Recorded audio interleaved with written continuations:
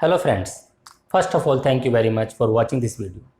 Friends, हमारे लिए motivated रहना बहुत ज़्यादा ज़रूरी है, खासकर इस लॉकडाउन के अंदर। जी हाँ दोस्तों, क्योंकि अक्सर मैंने देखा कि बहुत सारे लोग इस लॉकडाउन के अंदर मोटिवेटेड रहने की जगह डीमोटिवेटेड रह रहे हैं।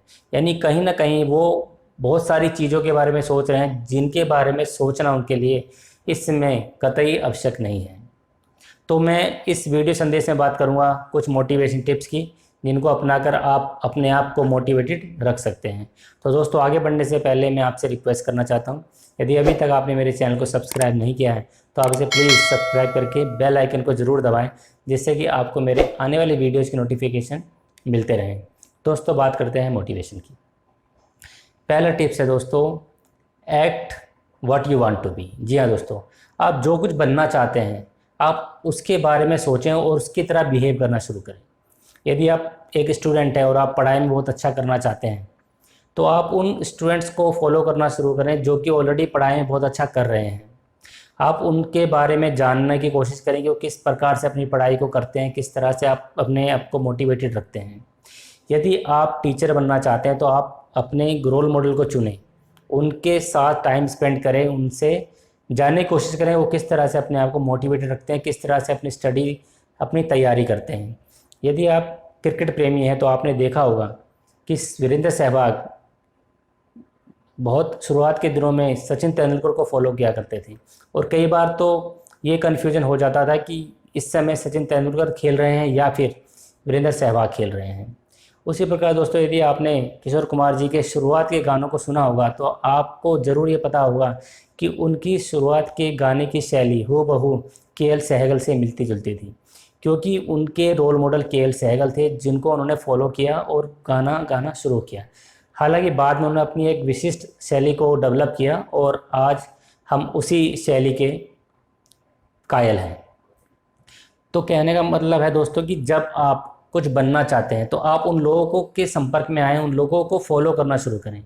तो दोस्तों, ये बहुत ज़्यादा ज़रूरी है कि आप अपने आप को मोटिवेटेड रखने के लिए जैसा आप बनना चाहते हैं उन लोगों को आप सर्च करें, उन लोगों को फॉलो करें और उनकी तरह ही जीना शुरू करें, उनकी तरह ही बिहेव करना शुरू करें, और आप पाएंगे कि आप अपने लक्ष्य के बहुत नज़दीक आ चुके हैं।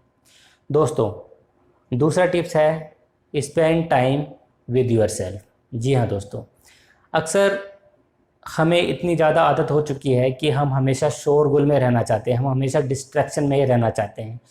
टीवी का शोर, गाड़ियों का शोर, रेडियो का, मोबाइल, कंप्यूटर्स, लैपटॉप्स, ये सब के साथ ही इर्द गिर्द हमारी ज़िंदगी हुआ करती थी। और हम कई बार जब अकेलेपन का शिकार होते हैं तो हम ये कहते हैं कि मैं बोर हो रहा हूँ क्योंकि मेरे पास करने के लिए कुछ भी नहीं है। इसका मतलब ये है दोस्तों कि हमने अपने जीवन का बहुमूल्य समय इन सब चीज़ों पे गुजार दिया, जबकि हम अपने समय को बहुत अच्छे तरीके से उपयोग कर सकते थे।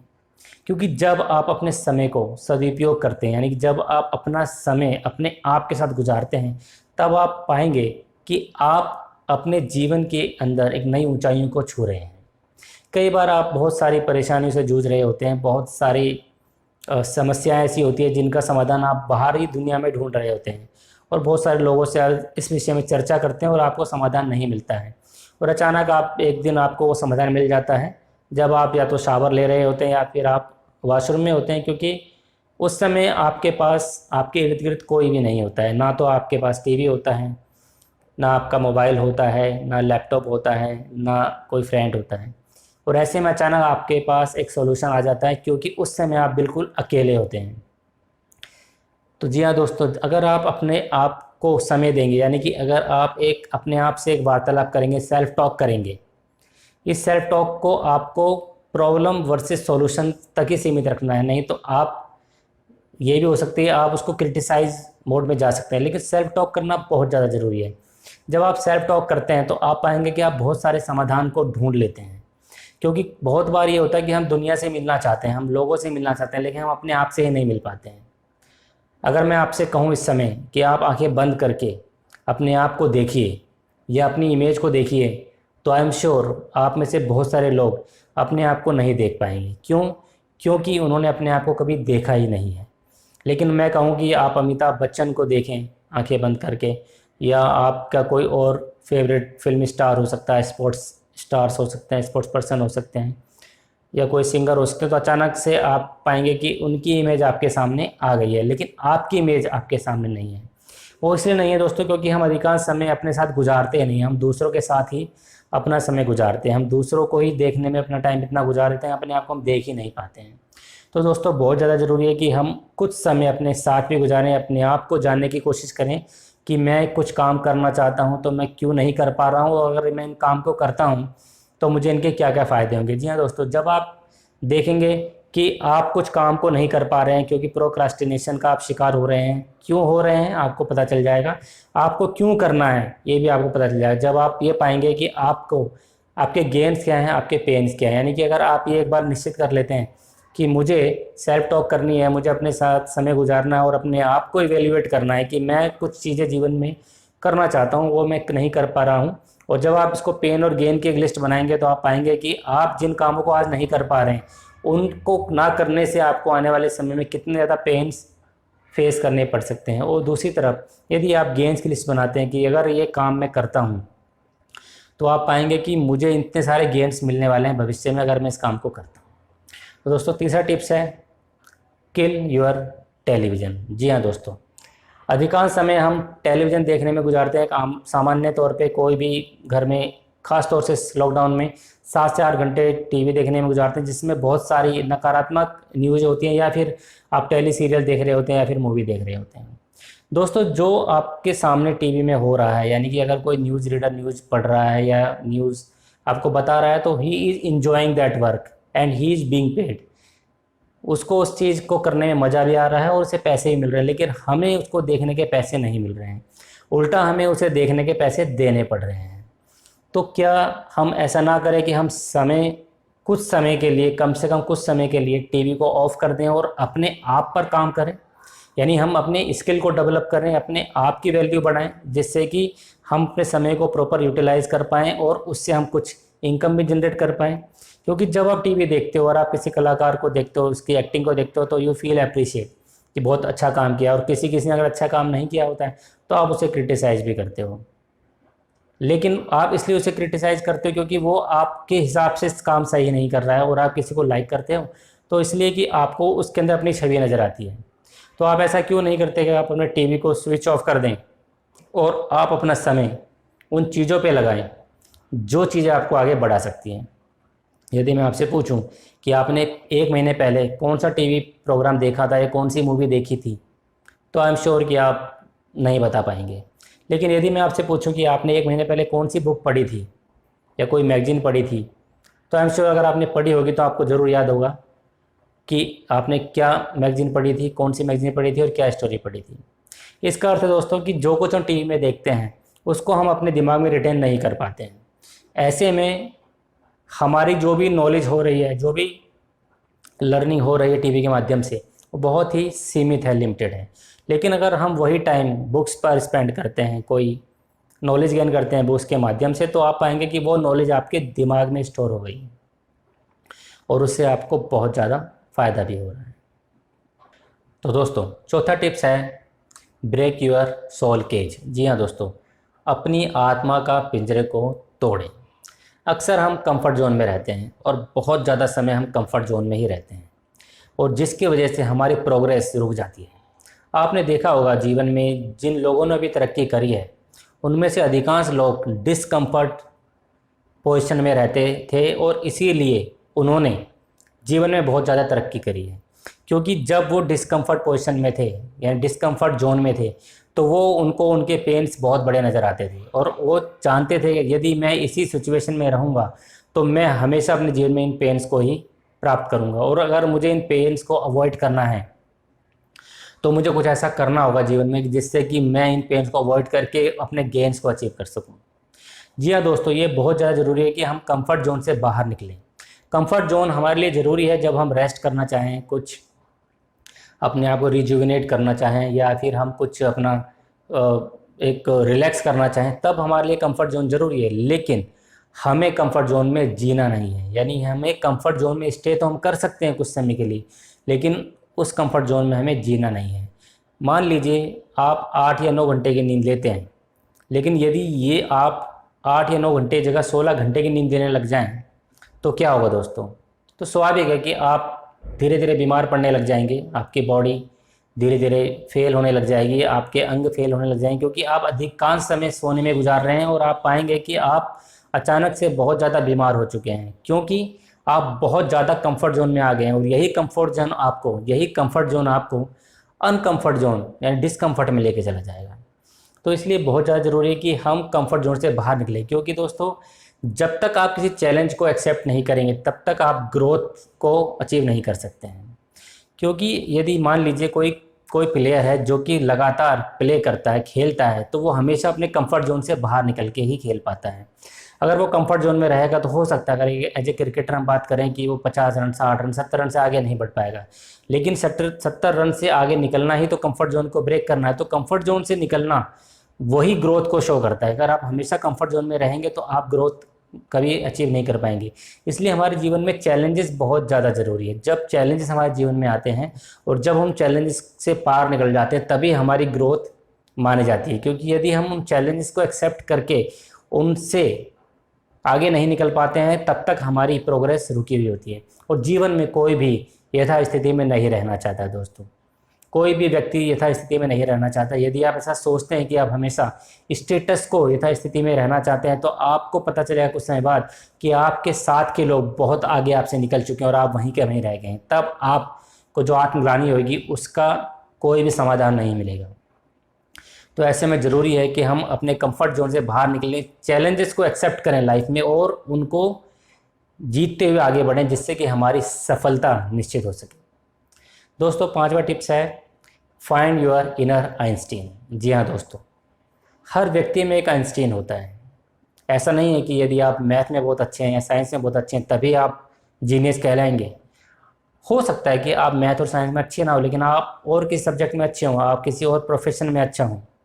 क्योंकि जब आप किसी काम में अच्छा होते हैं तभी आप जीवन में तरक्की कर पाते हैं।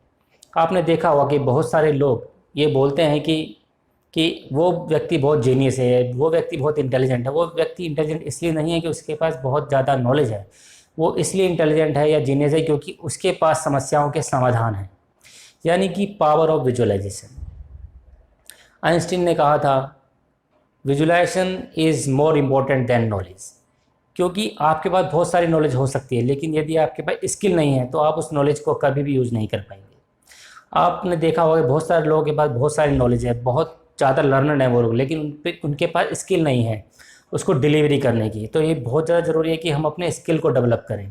और इमेजिनेशन एक ऐसी पावर है जिसको हम अक्सर यूज करते हैं नेगेटिव सेंस में। यानी यदि किसी यूथ से आप बात करेंगे और इमेजिनेशन के बारे में बात करेंगे तो या तो पास्ट की पेनफुल मेमोरीज के बारे में बात करेगा या फिर फ्यूचर की अनसर्टेनिटीज़ के बारे में बात करेगा। वो कभी भी प्रेजेंट के बारे में बात नहीं करेगा।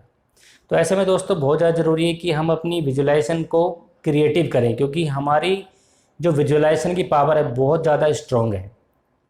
यदि राइट ब्रदर्स ने इमेजिन नहीं किया होता हवाई जहाज़ के बारे में, एरोप्लेन के बारे में, तो आज हम हवाई जहाज़ एरोप्लेन को नहीं देख पाते, ना ही उसमें सफ़र कर पाते। इसी प्रकार से जितने भी इन्वेंशन हुए हैं वो सारे के सारे इमेजिनेशन की वजह से ही हुए हैं, क्योंकि वो इमेज यानी कि इमेज से इमेजिनेशन बना है। वो इमेज कभी ना कभी किसी व्यक्ति के मन में आई, उसके दिमाग में आई, तब उसने इस इमेज को क्रिएट करना शुरू किया। तो दोस्तों बहुत ज़्यादा ज़रूरी है कि हम अपनी इमेजिनेशन को क्रिएटिव करें। अगर हमें कोई समाधान नहीं मिल रहा है तो हम अपनी इमेजिनेशन से उस समाधान को ढूंढने की कोशिश करें। दोस्तों 6वां टिप्स है लिव इन योर प्रेजेंट। जी हाँ दोस्तों, अक्सर हम या तो पास्ट में जीते हैं या फिर हम फ्यूचर में जीते हैं, हम प्रेजेंट में हम जीते ही नहीं हैं। और इसलिए कहा जाता है कि mindfulness is very very important. Mindfulness में हम हमेशा प्रेजेंट में रहते हैं। यदि आपको ये नहीं पता कि आप अगले 1 घंटे में क्या करने वाले हैं तो इसका मतलब है कि आपकी सेल्फ वर्थ जीरो है। आपको ये पता ही नहीं है कि अगले घंटे में आपको क्या करना है। You don't have any control on your life. और ये बहुत ज़्यादा ज़रूरी है दोस्तों कि आपका लाइफ में आपका कंट्रोल होना, क्योंकि यदि आपको यही नहीं पता कि अगले घंटे को मैं कैसे स्पेंड करूँगा, मैं क्या इन चीज़ों में करूँगा या क्या जीवन में करूँगा, तो अब निश्चित रूप से आप उस 1 घंटे को वेस्ट कर देंगे। तो बहुत ज़्यादा ज़रूरी है कि आप अपने जीवन के अंदर एक कंट्रोल रखें, आप प्रेजेंट में जीना सीखें। क्योंकि जब आप पास्ट के अंदर जीते हैं तब आप या तो किसी गिल्ट में जी रहे होते हैं या फिर किसी इवेंट के बारे में जी रहे होते हैं जो कि आपसे गलती हो गई और आप उसके बारे में सोच सोच के दुखी होते हैं, परेशान होते हैं। या फिर आप फ्यूचर की अनसर्टेनिटी के बारे में सोचते हैं कि अब क्या होगा और कैसे होगा, मैं कैसे इस समस्या से पार पा पाऊँगा। क्योंकि दोस्तों जब तक कोई सिचुएशन आपके सामने नहीं आएगी तब तक आपके पास उसका समाधान नहीं हो सकता है। यानी कोई अगर प्रॉब्लम आपकी इमेजिनेशन में ही है, यानी फ्यूचर में कोई प्रॉब्लम है, तो आपके पास आज अगर समाधान मिल भी जाए तो भी आप उस प्रॉब्लम को सॉल्व नहीं कर सकते हो। इसलिए बहुत ज़्यादा ज़रूरी है कि जब तक कोई प्रॉब्लम सामने ना आ जाए आप उसको हैंडल नहीं कर सकते, उसको टैकल नहीं कर सकते। हाँ, आप एक ऑप्शन बना सकते हैं, अगर ऐसी सिचुएशन मेरे सामने आती है तो मेरे पास क्या क्या ऑप्शन हैं जिनको यूज़ करके मैं उस सिचुएशन से बाहर आ पाऊँगा। एक व्यक्ति जब मर रहा था तो उससे पूछा गया कि यदि आपको फिर से 24 घंटे जीने के लिए मिले तो आप उन्हें कैसे जिएंगे, तो उसने कहा each hour at a time, यानी हर एक घंटे में अपने जीवन को जीऊँगा। सो फ्रेंड्स, सातवां और आखिरी पॉइंट है make your work as a play. जी हाँ दोस्तों, जब आप किसी काम को एक प्ले के तौर पर करते हैं, यानी जिसमें आपको मज़ा आता है, तो आप पाएंगे उसमें आपकी प्रोडक्टिविटी बढ़ जाती है। कोई प्लेयर हमसे कहीं ज़्यादा मेहनत करता है क्योंकि वो हमेशा अपने परफॉर्मेंस को इम्प्रूव करना चाहता है, इसीलिए वो उसमें मेहनत करता है, सुबह से लेकर शाम तक स्वेटिंग करता है। लेकिन हम थोड़ी सी देर में थक जाते हैं, थोड़ी सी देर में ही परेशान हो जाते हैं, क्योंकि हम उस काम को हमेशा काम समझ कर ही कर रहे होते हैं। तो ऐसे में ज़रूरी है कि हम अपने काम के अंदर एक प्लेफुलनेस को क्रिएट करें। जब आप उस काम में अंदर प्लेफुलनेस को क्रिएट करेंगे तब आप पाएंगे कि आपने उसके अंदर बहुत इंटरेस्ट क्रिएट कर दिया है। मान लीजिए कोई ऑफिस का आप काम करते हैं, उसके अंदर आपको बोरियत होती है, तो आप उस काम के अंदर कुछ क्रिएटिविटी क्रिएट कर सकते हैं जिससे कि वो काम थोड़ा इंटरेस्टिंग हो जाए। कुछ प्लेफुलनेस क्रिएट कर सकते हैं, उसके अंदर कोई टारगेट दे सकते हैं, उसको नए तरीके से करने की कोशिश कर सकते हैं। और जब आप ऐसा करेंगे तो आप पाएंगे कि वो काम ना हो गया, एक प्लेफुलनेस हो गया है। क्योंकि जिस काम को करने में हमें मज़ा आता है, जिस काम को करने में हमें हैप्पीनेस होती है, इन्जॉयमेंट आता है, उस काम को हम अच्छे तरीके से करते हैं। और यही कारण दोस्तों कि जब कोई क्रिकेट खेलता है या कोई फुटबॉल खेलता है या फिर हॉकी खेलता है या कोई भी गेम खेलता है, तो वो उसको वो काम नहीं लेता, वो उसको एक प्ले के तौर पे खेलता है। और सुबह से लेकर शाम होने तक भी उसके अंदर कोई टायर्डनेस नहीं होती है, उसके अंदर कोई भी लेथार्जिक नहीं होता है। तो ऐसे में बहुत ज़्यादा ज़रूरी है कि हम अपने काम को भी उसी तरीके से देखें, हम अपने काम के अंदर भी एक प्लेफुलनेस को क्रिएट करें जिससे कि हम अपने काम को बेहतर तरीके से कर पाएँ। तो दोस्तों, ये थे मेरे 7 टिप्स अपने आप को मोटिवेट रखने के लिए। मैं आशा करता हूँ कि आपको मेरे ये टिप्स पसंद आए होंगे। यदि हाँ, तो आप मेरे वीडियो को प्लीज़ लाइक और शेयर करें।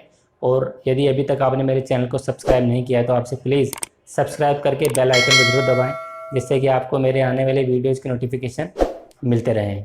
तब तक के लिए thank you, bye bye, take care.